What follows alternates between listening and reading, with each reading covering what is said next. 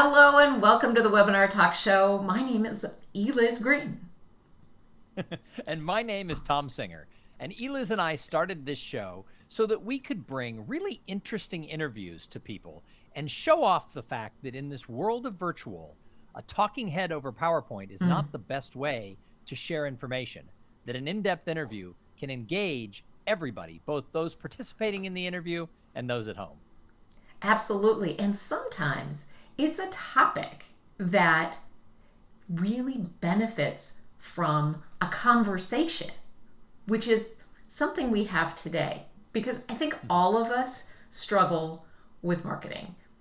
Professional speakers struggle. I think meeting professionals struggle, not only if you're an independent meeting professional and are marketing your services or you're marketing your event. Those things can be very difficult. We're all looking for the answer about how do we attract more customers, right? And we don't want to get caught up in this world of marketing fluff. Yes, we are going to talk about marketing fluff and how not to have fluffy marketing. Our guest today, Gerry O'Brien, he's back, our favorite branding person on the Webinar Talk Show. So he is a professional speaker in addition to being an expert on branding. And he works with CEOs to find more customers in crowded marketplaces. I think that's something we all want, more customers in a crowded marketplace. He also has a book coming out. I have like the advanced manuscript sitting on my desk right now. I can tell you my marketing is getting less and less fluffy working through this process. The book is called They Buy Your Because. I think Gerry is going to be known as the because guy. I'm really excited because we have Gerry O'Brien on the Webinar Talk Show. Welcome, Gerry. Thank you. Thank you for having me. What an amazing introduction. Honestly, I have heard you talk about the because, and we'll get into defining what that is in a minute. But I want to talk about this book, which I know you're working hard on. And it's not really a book, Gerry.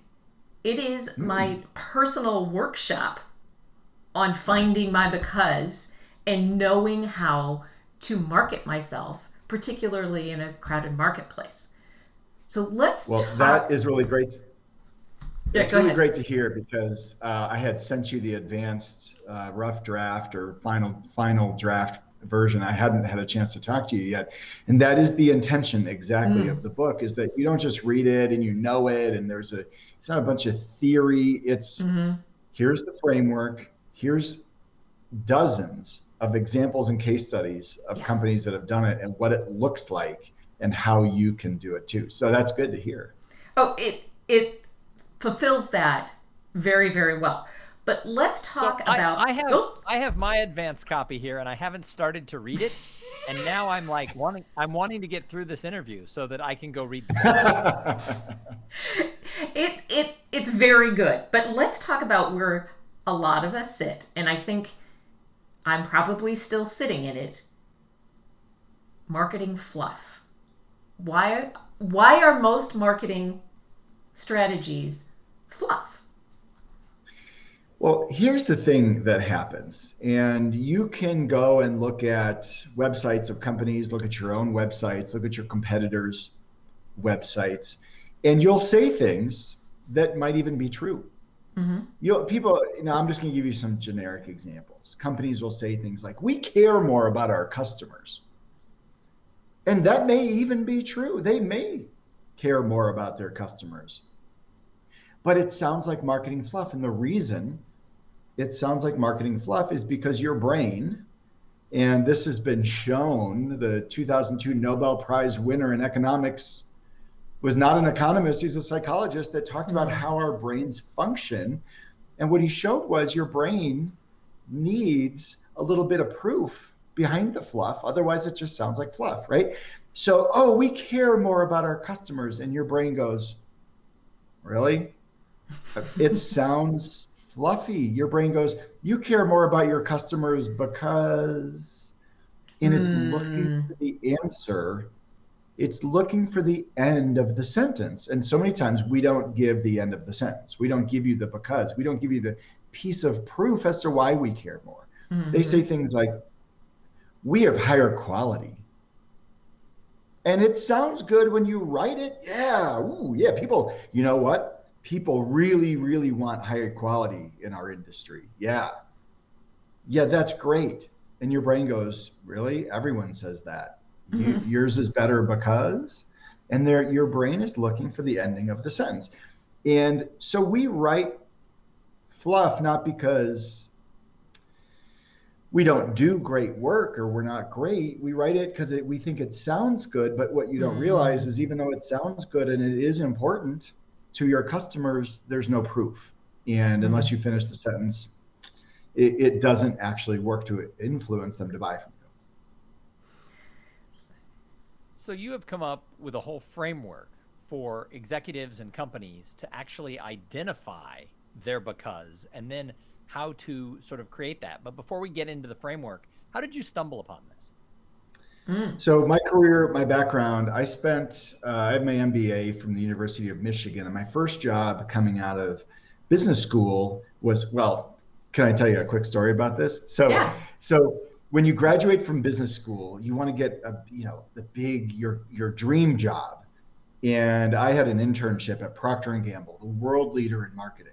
And I got the offer to come back and work full time at Procter & Gamble, world leader in marketing. But they do this funny thing where they hire you, but until you accept the job, they don't actually tell you which of the 200 brands you're going to work on. So it's kind of this reveal when they finally allocate everything to put your brand in. So they call me and they say, Gerry, great news. You're going to work on one of our heritage brands, which means really old brand. I'm like, oh, good. One of the big heritage brands. And I said, what brand is it? And they said, oh, Gerry, it's a good opportunity for a new marketer because the sales of this brand have been declining for 30 years. I'm like, ooh, that does sound like a good opportunity. That's what they call it at P&G when there's some upside, right? Opportunity. And I said, well, what brand is it? And they said, Gerry, you're going to work on the Crisco brand. Yes. What? Oh, boo, right? So anyway, my first job out of business school was working on the Crisco brand at Procter & Gamble. But then I went on to become the brand manager of Coors Light, a $2 billion brand, and became an executive for companies like Quiznos and Red Robin. And billion-dollar brands who advertise on TV. I spent the beginning of my career making TV commercials that got people to buy billions of dollars of soap and beer and burgers. And there's things that we do that we put into TV commercials that makes you want to buy. And you don't even know we're doing it. And my framework is based on some of the foundational ideas that billion-dollar brands use, that every company can use to influence people to buy. It doesn't matter if you're making TV commercials, if you're making a video, if you're constructing your website, if you're putting together a proposal, if you're having just a conversation with a client, with a potential client. The influence strategies work the same, regardless if you're a big company, small company, consumer-facing company, a B2B company, an attorney, a law firm, professional services, restaurant, anything. So that's the foundations of where this came from, is from my years as an executive in corporate America. But it's not well, just and then I would add that. Go ahead. I would add that, and then for the last 11 years, I've been a professional speaker speaking to thousands of CEOs from dozens of different industries. And so the framework has been honed through that process of really putting it to work within companies now. So I am at the point in the book where you are going from marketing fluff to because, really figuring out that piece. And you even say in the book that if you stop there, you're at marketing fluff. And I think that's where a lot of us get stuck, because some of the things you talk about, even though we might have heard some of them before, you give examples in ways like gathering insights from your customers that land differently because you are giving these rich examples of them. So can you give me an example of gathering insights? I'll even tell you which one I want you to talk about. The concrete please. company. The concrete company. Gathering insights from customers and then figuring out what to do with those insights so that the company grows. It's a great example, especially because, so I'll tell you the story of the concrete company. But one of the things that comes up over and over is that companies, sales teams, they land the business. They go out and they land the business. They get a client. But many times the sales team or the executive team, they're not the ones delivering the business. They're not the ones delivering the value. They're not the ones doing the work. So there's this example of a concrete company called Angel Concrete. It's in Baton Rouge, Louisiana. There are 6 other concrete companies in Baton Rouge, Louisiana. Very competitive, very crowded, commoditized kind of industry. And so the executive team at Angel had brought me in to do a day-long session with their company, working on their framework of influence and finding their because. And so as part of that, I had them go out and talk to some of their customers. So go get some insights, go find out what's going on in the mindset of your customers. Learn what they want more of and what they want less of. Learn what your customers hope for when they work with a concrete company, and learn what they fear when they work with a concrete company. And they come back, the CEO stands up in the session. He goes, Gerry, we talked to our customers. We got 2 big insights. Now, to be clear, when I work with companies and we start to brainstorm, you'll end up with 20, 30, 40, 50 insights. No problem. The mindset of your customers. He says, we got 2 big insights. Number 1, concrete is very stressful. It's the foundation of everything. Everything is built on top of the concrete. So it's a very stressful part of the job because it's got to be poured just correctly, just perfectly. I said, oh, that is very stressful. Insight, very stressful day for the contractor. Concrete company's got to be done just right. Yep, okay, good. So what's the other big insight? He goes, well, okay, so we talked to some of our customers and they said, and he was like hemming and hawing. He said, well, actually, okay, Gerry, what they said is that they're scared of our drivers. I'm like, well, that's not really what I meant when I talked about what they hope for, what they fear. You don't want to fear your employees, but fair enough. Okay, he said they're scared. But here's what happened next. They brought all their drivers in. They gave them new shirts. They gave them new name tags. They gave them cell phones. They gave them business cards with their cell phone number on it. They gave them training. They said, you are the front lines of our company. You're the most important people out there. You interface with our customers more than anyone else. You are our brand ambassadors. And then they gave them training. They said, when you get to that site, we want you to step down out of that truck. We want you to walk across the site, meet the general manager of the site that day, present your business card and tell that general manager of the site, it's my job today to make your day, you can guess, stress-free. We got a truck, we're ready to pour. The pour is going to be perfect. Next truck is 15 minutes behind. The timing is going to be just right. Anything you need today to make your day stress-free, that's my cell phone, you call me. It changed the cult. Now, the smallest of insights can change the entire culture of your company. Now, your insights might be about pricing. It might be about what your competitors are doing. It might be about their frustrations. It might be about any facet of your business. It might be about the functionality of your product. It might be about the process. It might be about the communication. In this case, it was just about your drivers are kind of scary. The smallest of insights can change everything. And so what it did is it changed the culture of that organization. And for an industry where it's very, very hard to hire drivers, it's competitive to get concrete truck drivers, especially the good ones. They changed the culture such that they elevated the importance. They elevated the self-esteem of the most important people in the organizations, the ones who talk to the customers. So that's the smallest of insights. And so what you want to do is you want to, in your companies, look for what is it that your customers hope for in their business from working with you, from giving you money. What is it that your customers fear will happen if they choose you, if they give you the money, even more powerfully, what do your customers fear will happen if they don't choose you and Ah. they choose somebody else? That's the question that you need to answer for them. Oh, the answer is we can deliver X, which will take away your fears better than anyone else. You see where this goes? That's Yeah. because, Uh-huh. and you give them the piece of proof that their brain needs to say, oh, wow, that is, yeah.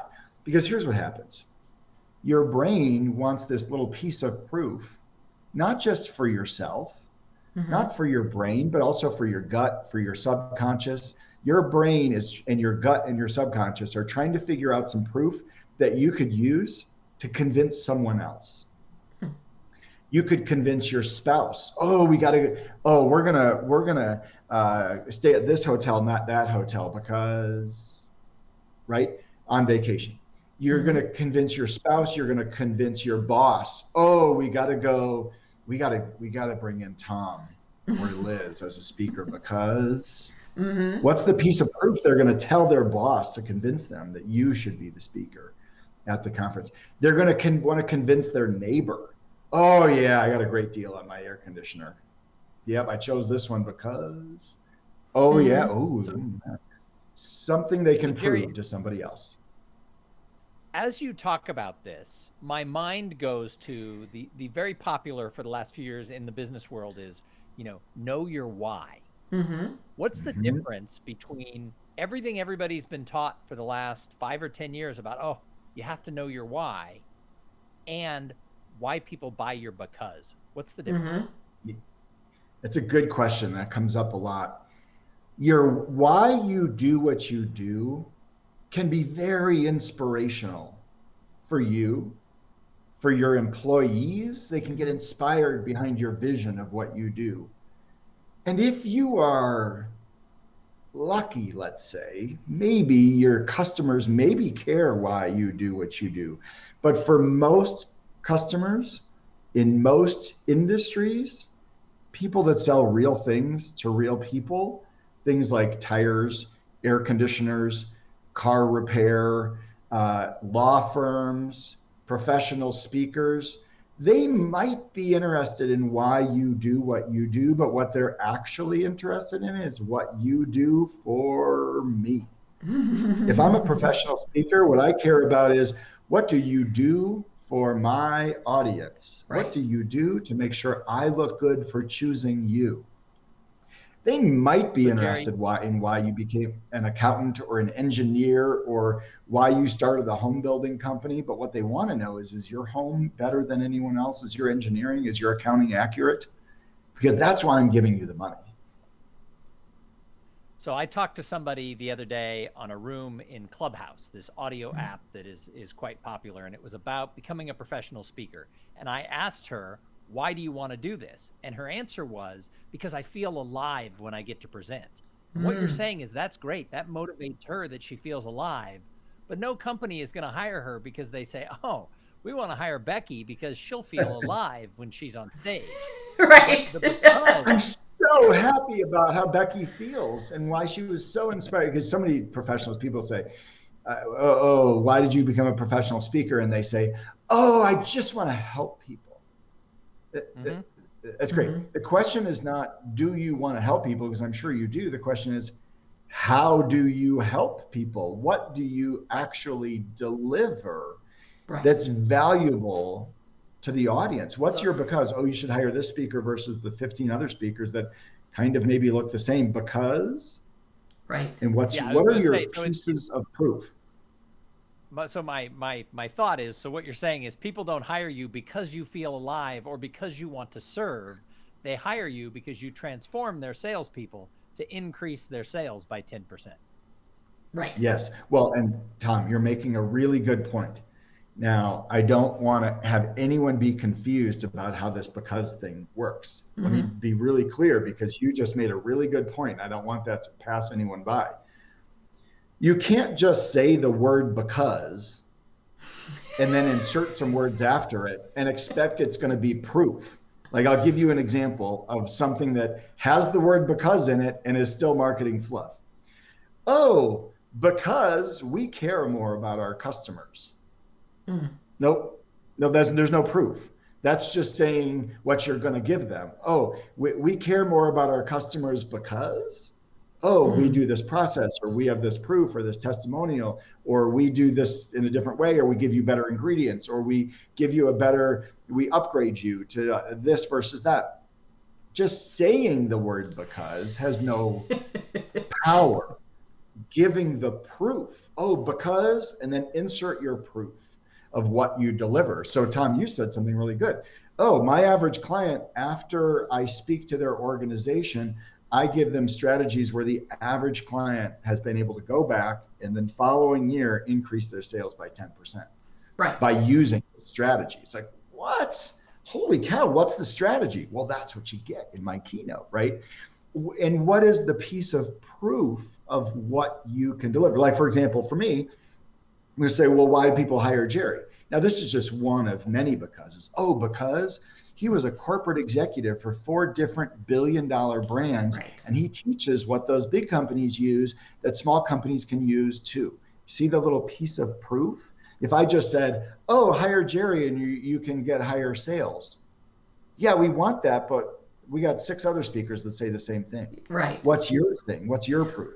Well, and that's the crowded market piece. So let's turn our attention to our meeting professional colleagues. And right now, there are a lot of people competing for the same jobs. If they're owning their own service and bidding out to manage an event or whatever.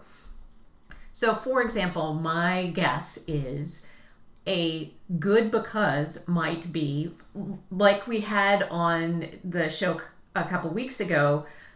I'm a pandemic compliance advisor, or I have this extra certification. I know that there's a virtual event certification. All of these things could be your because, but I'm imagining if you had one that's really specific to you.